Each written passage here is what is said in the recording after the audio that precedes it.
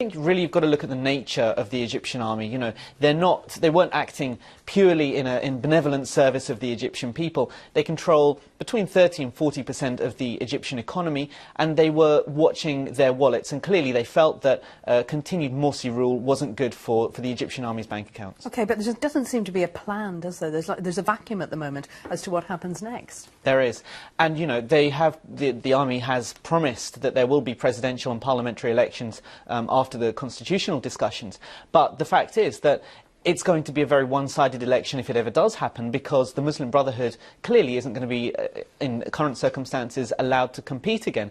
All of the top leadership has been arrested, and that those arrest warrants have started to spread down the leadership. So it's going to be a very one-sided election battle. And the fact is that around half of the Egyptian people voted for the Muslim Brotherhood, so that's a large section of the Egyptian population that is likely to be disenfranchised. So this is not democracy, is it? In some ways it is. It's been called a democratic coup d'etat for a very simple reason, and that is because the president, who had only been in office for 12 months, had started acting in very authoritarian ways and started deviating from what would be expected of a democratic leader. You know, the constitution wasn't even in place when he was elected, so he was able to, some say, to shape that constitution.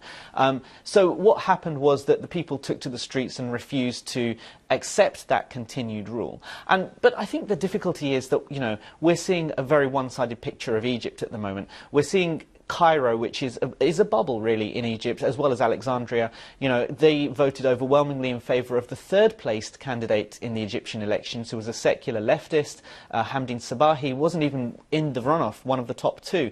And so we're seeing kind of the outcomes of that polarisation in Egypt between the rural areas and the cities. What's the difference in the way the army has acted this time from when Hosni Mubarak was overthrown? Well, they've been very clear to put a civilian front in this time. So they've pulled out Mohammed al-Baradei and religious leaders as well to kind of show that they're representing a broad spectrum of society, you know, the Islamists as well as the seculars. And they're very keen to do that because last time they were accused of monopolising power and of overstaying their welcome.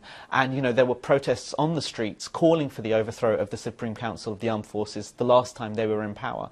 They're keen to maintain what they perceive as their current legitimacy and continue that into the future. Is the United States right to be worried about what effect this might have on the region? Of course they are. I mean, you know, this is the outcome of a decades-long battle between the army and military figures and the Muslim Brotherhood, and it's just playing out. And, you know, it's a conveyor belt, a kind of carousel, and we're now seeing the outcome of that. I think, you know, the Muslim Brotherhood's tentacles spread across the region. We've seen Islamist parties come to power in other countries, and I think that if this sets a precedent, then that would be very worrying. If, you know, the first real democratic test of the Arab Spring fails on its first hurdle, then that's worrying for the entire region.